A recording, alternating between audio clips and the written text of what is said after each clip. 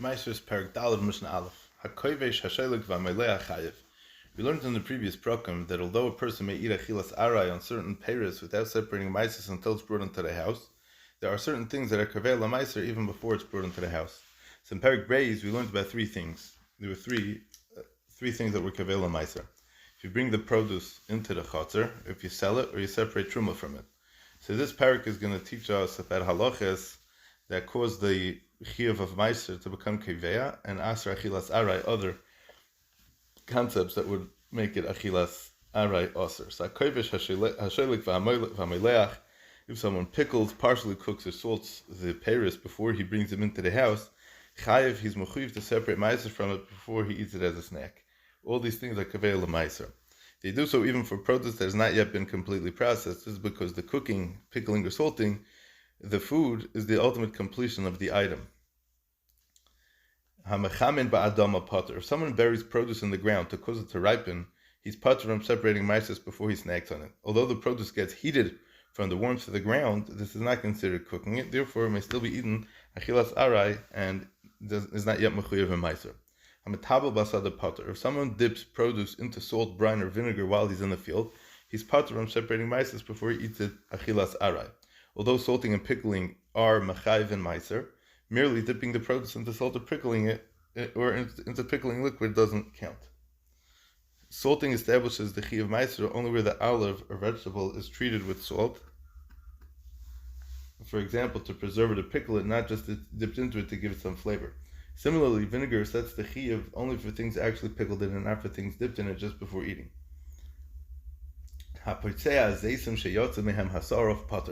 If someone crushes olives to remove the bitterness, he's potter from separating maises from them.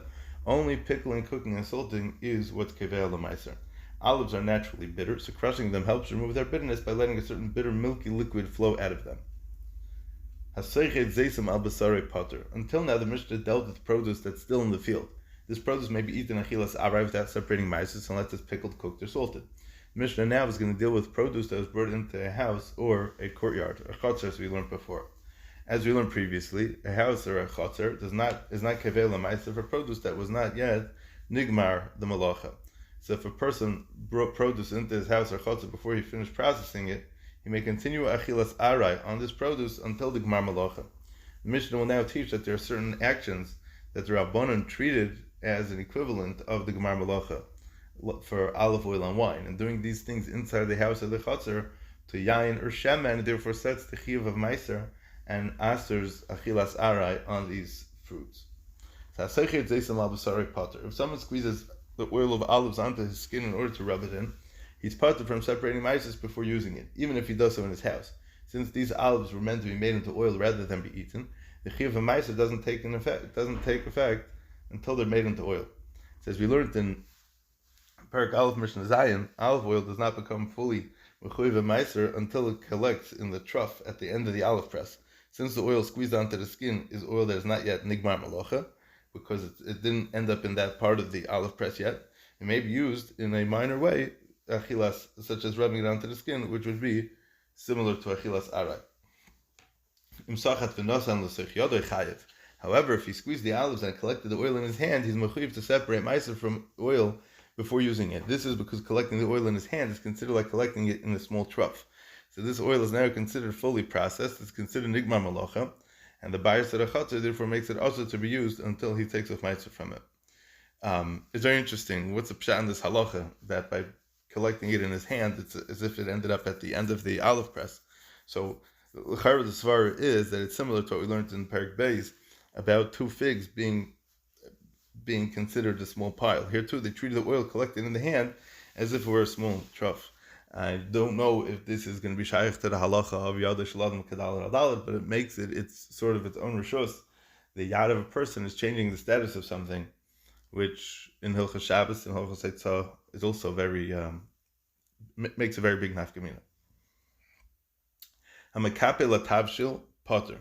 The Mishnah now teaches a similar halacha regard to wine. Wine is not considered finished until it flows into the cistern at the end of the wine press, and the grape seeds and skins are skimmed off the top of it, as we learned in Perek Aleph. So if the unskimmed wine is brought into a house or courtyard, it's mutter to eat achilas arai, to drink it. The Mishnah teaches halacha for unskimmed wine that was added to another food. So if someone skims the top of cooked food to remove the grape seeds and skins that got into it from the unfinished wine he added to the food, he's potter from separating maisus for the wine because skimming the wine that's mixed with something else is not considered a gmar malacha.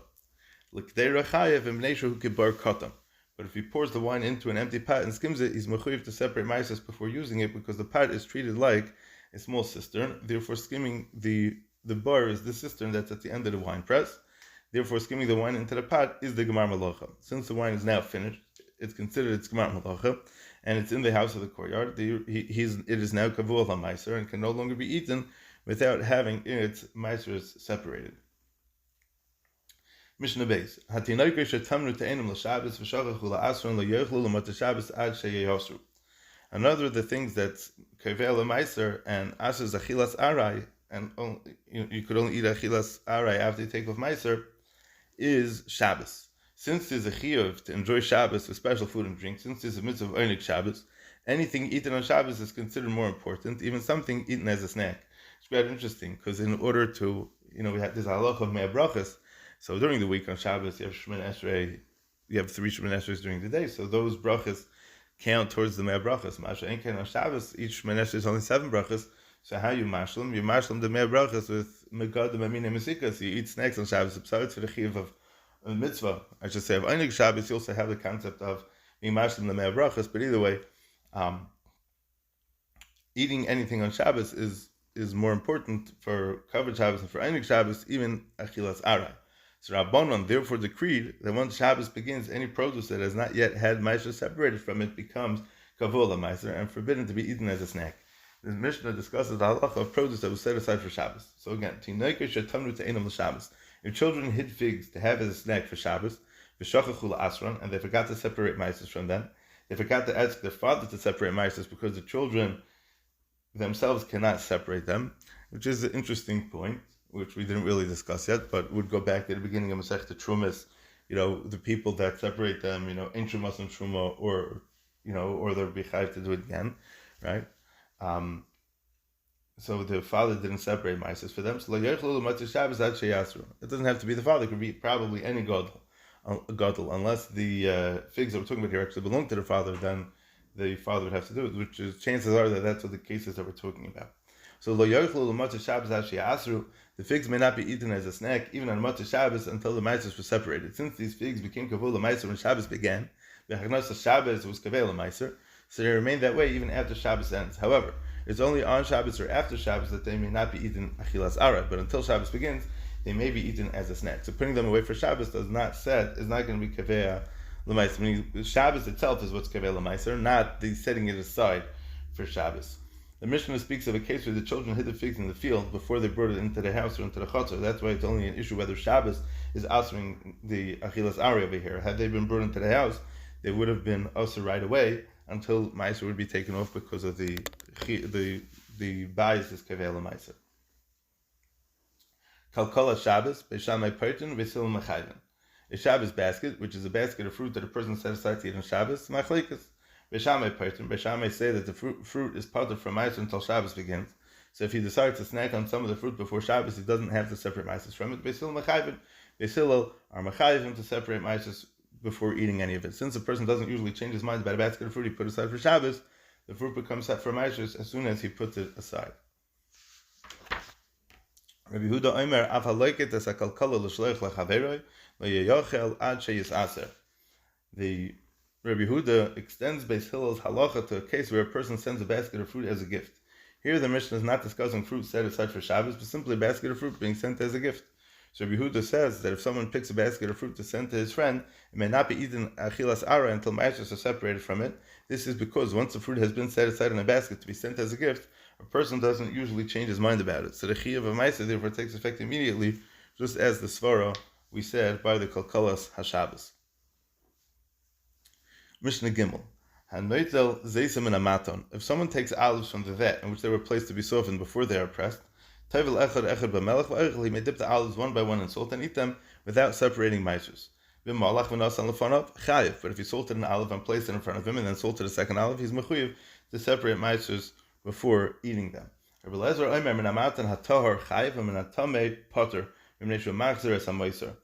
The Mishnah continues that in some cases he may even salt and eat 2 olives together without having to separate maasros. And that would be a case where the person eating the olives is tameh. So if a person eats, if a tameh person dips 2 or more olives that he took from the vat of tahor olives, he's mechuyev to separate maasros before eating them.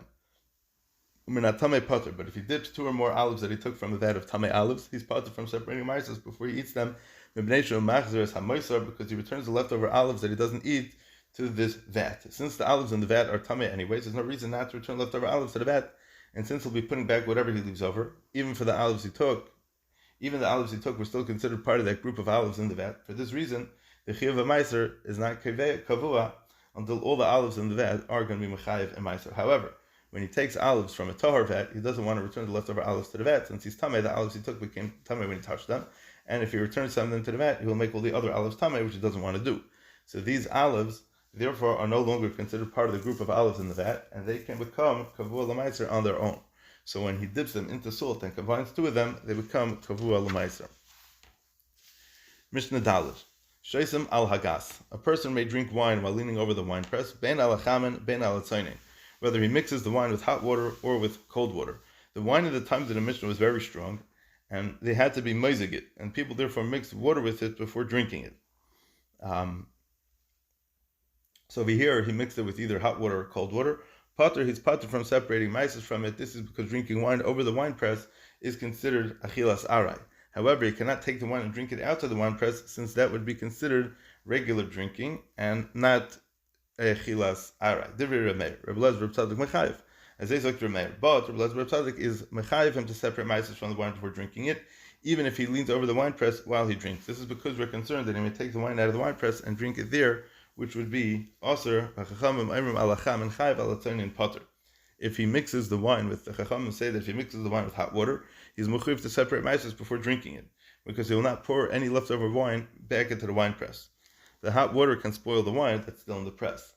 Alatzaynin potter, but if he mixes it with cold water, he's potter from separating maasros before drinking it, because he pours the leftover wine back into the wine press. Therefore, his drinking is considered a snack, even if he drinks it outside the wine press. The chachamim hold that mixing water into the wine before drinking it makes a drinking that follows it into a regular drinking and not a snack. The fact that he's being moizik the yayin, that's what makes it achilas keva and not a shtias keva, not a shtias arai. However, the fact that he may pour what he leaves back into the press prevents this from being considered a regular drinking. Therefore, as long as he drinks it near the wine press, even outside of it, so that he may still pour what he leaves over back into the wine press, his drinking is considered a snack. But if he mixes it with hot water, in which case he's definitely not going to pour it back into the press because he doesn't want to ruin the wine, so his drinking is going to be considered a shtias keva and not a shtias arai, and therefore will be mechayev in meiser. Mishnah Hey, hamakalev se'orim makalev achas va'oichel. If a person shells barley kernels, he removes the soft shells of the individual kernels. Makalev achas va'oichel. He may shell and eat the kernels one by one without having to separate maasros, because eating in this way is considered snacking. However, if he shelled one kernel, put it into his hand, then shelled the second kernel, he's mechuyev to separate maasros before eating them, because shelling 2 or more kernels together and then eating them is considered achilas keva. If a person rubs ears of wheat between his hands to remove the chaff of the kernels, which is one of the ways to remove the chaff, he may sift out the chaff by throwing the kernels from one hand to the other, so that the heavier kernels land in his hand and the lighter chaff falls away. And he may then eat the kernels without separating maasros, because eating the kernels this way is a way of eating achilas arai.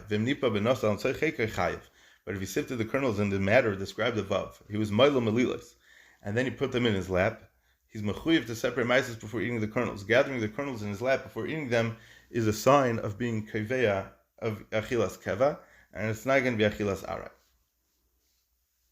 Kuzbar shazari lezera.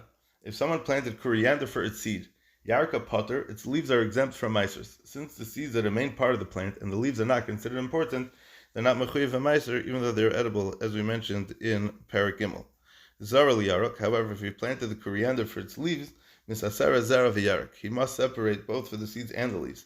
Since he planted it with the intention for eating its leaves, they too are considered an important part of the plant and are mechuyev of maaser. The seeds require maasros since they're always the main part of the plant. Rabbi Lezer says, Hasheves misaseras v'zera v'yerik v'zirin. Dill requires ma'asos for the seeds, for the leaves, and for the stems, even if it was planted without any special intention to use the leaves and the stems. This is because some people do eat the leaves and the stems. Therefore, all three parts of the dill plant are mechuyev in ma'asos. The Chacham say, there's no species that requires ma'aser for both its seed and the leaves, except for cress and garden rocket, whose leaves are commonly eaten by most people. However, the leaves of other plants grown for their seeds, including dill, are not eaten by most people. Therefore, their leaves are not considered food of the plant and are not mechuyev in ma'aser. Mishnah Vav. Reb Shimon Gamliel says, Tamare shall stiltam shall chardal shall pal halav and chayavis b'ma'asos. The buds of fenugreek, of mustard, and of white beans are mechuyev in ma'aser because people normally eat the buds. They're therefore considered a food. Rabbi Lezer says, Hatzlaf misasa tamaros v'avyonis v'kafres. A caper bush needs to have ma'aser separated for its flower buds, berries, and husks because people eat all three of these parts. Rabbi Kiva says, Ein misasa l'avyonis. The caper bush does not need to have ma'aser separated for anything but its berries, because the berries are the fruit of the caper bush, not the flower buds or husks. Rabbi Kiva holds that only the primary fruit of the plant is considered significant to be mechayev in ma'aser. Thus, even though some people do eat other parts, they're not mechuyev in ma'aser. Ad kan.